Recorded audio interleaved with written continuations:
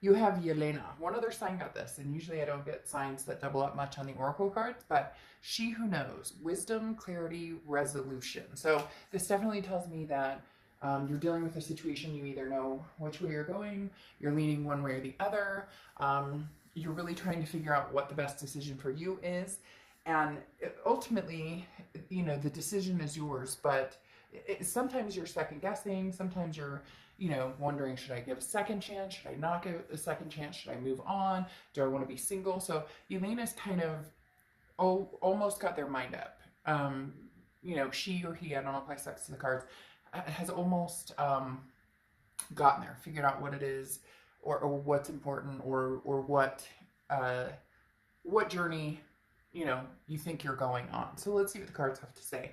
The first card you have is your current position coming into the month, and you have the Two of Swords. So the Two of Swords is a decision, okay? The Two of Swords is a decision that needs to be made, and this isn't a decision that is something light. And you may be like, well, no, no duh, like this is a heavy decision, but the Two of Swords is something that's going to linger. So this is something that you're kind of imprisoned on, but you're keeping yourself trapped in because you haven't made that decision. And that's why I think you're on the verge of making the decision, because this is a stalemate. So in essence, you could wait 6 months down the road, but this decision still needs to be made. So whether it's closure with somebody, whether it is, you guys are ghosting each other, but because of the connection that at some point they're going to pop up, or you're going to pop up. There's some sort of it's either between two people, or it's between, cutting and running, or moving on.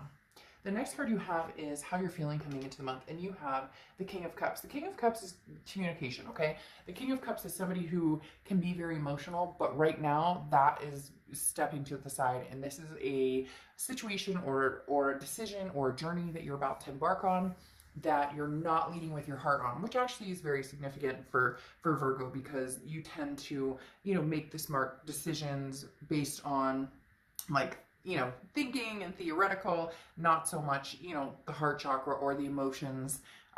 You leave that at bay to make, a good, solid, healthy decision for you. So again, this is practicing emotional control and opening up your heart to those around you. So opening up your heart, but not making decisions based on that. And again, the King of Cups is a very excellent communicator. So there's going to be some conversations that are going to be had, whether it's somebody from the past, or whether it's just talking to people around you, getting information, or suggestions, or people's opinions. But I don't think at the end of the day, ultimately, this will be your decision, and you'll make it based on that. So again, some sort of communication coming in. It may be between two people. I'm getting very strong pull in either two directions, or very strong pull by somebody from the past. But people have like a say on it, and so you're kind of listening and seeing what people think as well.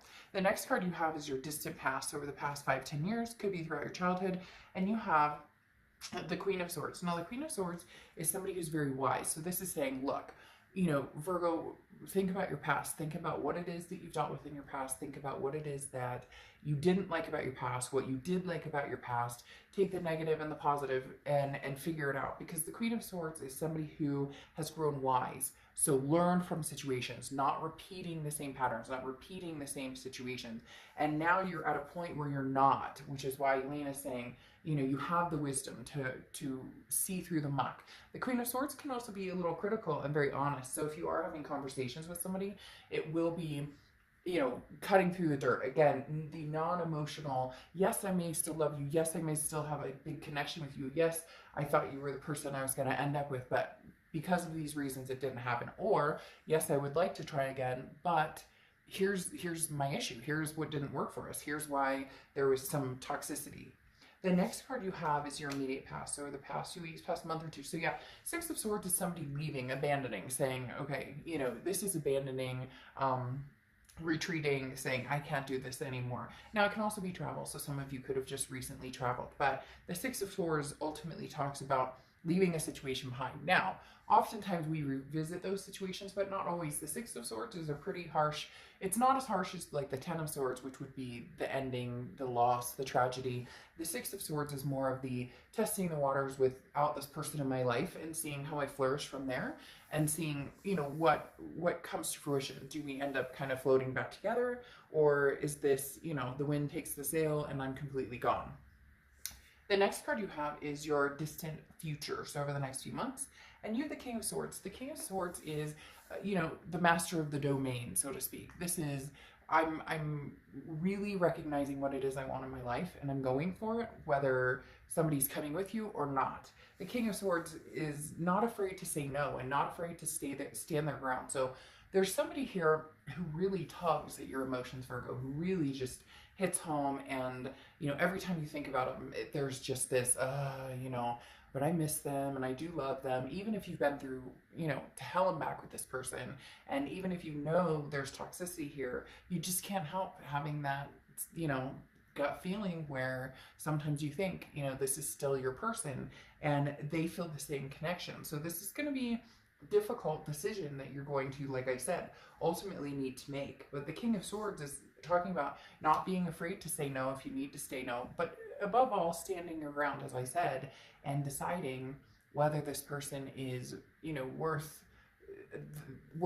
you know, the headaches, because as everybody knows, when you get back together, yes, you can have that kind of honeymoon phase again, or yes, you can have that lusty phase or whatnot, but eventually the elephant's in the room and it still needs to be addressed. The next card you have is your immediate future. So over the next few weeks, and you have the Three of Cups, so something to celebrate. So for Virgo, you guys might have a triumphant moment of, you know, like, maybe we should try this again. Maybe we, you know, floated back together, and the Six of Swords, you know, you ended up sailing back to the dock and wanting to continue something here. As I said before, there's definitely communication coming in, but the Three of Cups talks about celebrations, you know, happiness, getting together. And I'm not talking about getting together physically, so please don't get political about social distancing and quarantine and stuff on my page, but the Three of Cups definitely talks about there's a reason to be happy. There's a reason to join people. There's a reason to, you know, feel giddy and feel upbeat. The next card you have is anything tangible that's going to happen throughout the month. And you have the Eight of Cups. So something is coming to light here. And Virgo, it does feel like it's somebody from the past.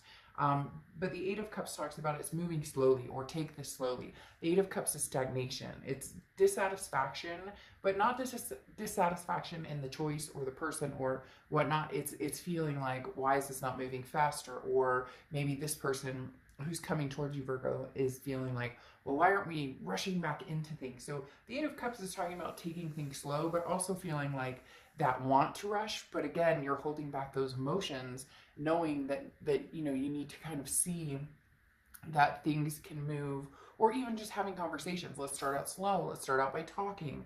Let's start out by, you know, laughing and enjoying, you know, phone conversations or texting, and then going from there, moving on to, you know, possibly let's meet up again. Let's grab a cup of coffee, and then go from there. The next card you have is anything you're going to feel throughout the month. And you have the Four of Swords. The Four of Swords is rest, recuperation. This is saying take a break when you need to take a break.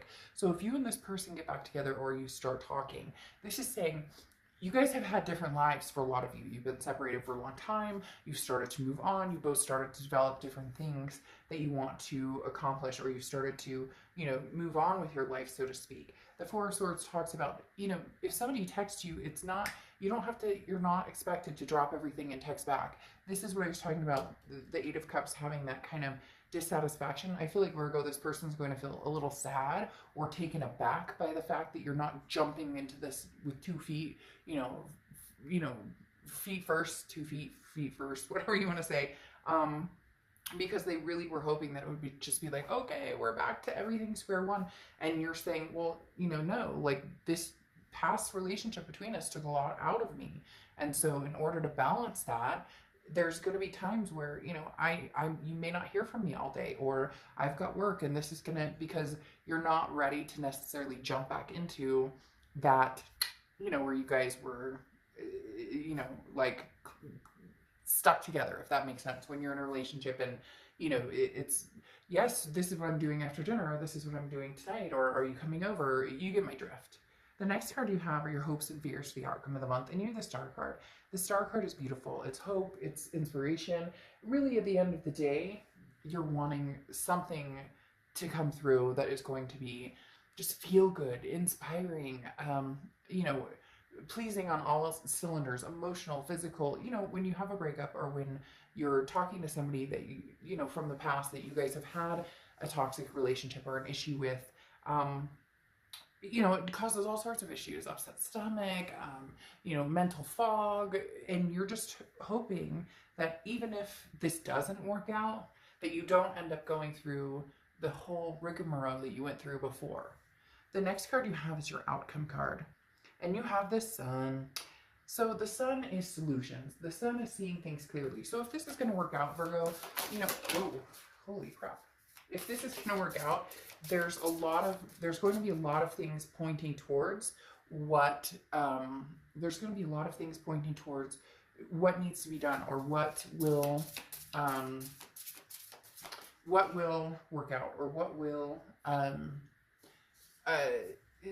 the answers are, basically. The Sun is solution. So this is saying, how can we work on this to make it palpable for both of us? How can we work on this to where we both feel like, ooh, how can we work on this to where we both feel secure, and trust issues are no longer, you know, a major factor? Or how do we get back to the point where we can trust each other? So the Sun card just talks about gray skies are lifting, and being able to see beyond the muck, being able to see beyond the fights, or the judgments, or the anger, or the finger pointing. Then you have the Nine of Swords here, which says that, you know, you're nervous about this, you're contemplating, right? It is a decision that, you know, doesn't weigh lightly here. And if you do make this decision, you do want to jump in eventually, feet first, but you want to make sure that this is the best decision for you. So the Nine of Swords is nothing that's like, oh, scary. The Nine of Swords just talks about,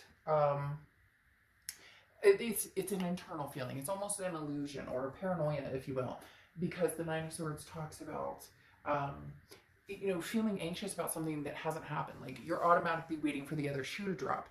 And I would suggest not to, because that's not how to enter this. That just puts negative energy into it, or anxious energy into it. And I know you could say easier said than done, but, you know, this is when it's kind of like, okay, if I'm going to do this, I'm going to do this, you know, for real, without holding the grudges from the past. And then you have the Two of Pentacles here, which talks about balance and priority. So make sure you keep those in check. It goes along with the Four of Swords that I talked about, where the Two of Pentacles talks about not letting your balance. Don't get off balance. If this person's driving you crazy and they're like, Virgo, Virgo, Virgo, you said hello back, and I love you, and you said that, you know, you still miss me too, so we should be jumping into this, and let's go, and let's get married, and let's adopt fur babies and have kids and all sorts of stuff. This is when you go, whoa, whoa, whoa, whoa, whoa. Let's keep things in perspective.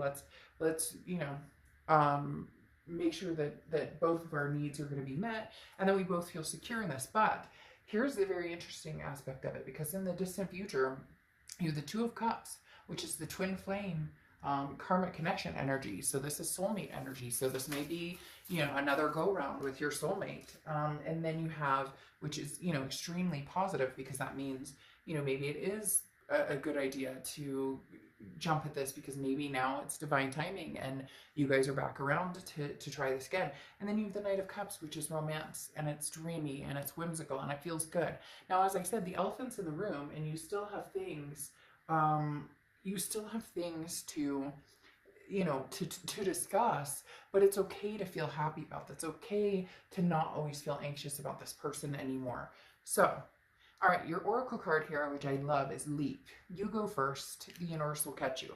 So look, Virgo, if you want to try this again, don't let anybody tell you what or when or how. Just do what your heart feels, but base it on, as I said, the non-emotions first. If this was toxic and there was abuse, or there was this, that, and the other, you know, obviously use your good judgment and let's say no to that type of relationship or behavior. But if this is somebody you truly love and you think maybe it just wasn't timing, and now timing's kicking in, you know, go for it. Take your leap if that's what you want.